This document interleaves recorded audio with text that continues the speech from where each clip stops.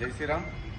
આજે એકતા એક લક્ષ્ય સંગઠન ભરૂચ જિલ્લા ટીમ દ્વારા કલેક્ટરશ્રીને એક આવેદનપત્ર આપવામાં આવ્યું છે કે ભરૂચમાં જેટલા પણ જીમ સંચાલકો દ્વારા જીમ ચલાવવામાં આવી રહ્યું છે ત્યાં જે જીમ ટ્રેનરો છે એ લોકો સર્ટિફાઈડ છે કે નહીં એની તપાસ કરવામાં આવે।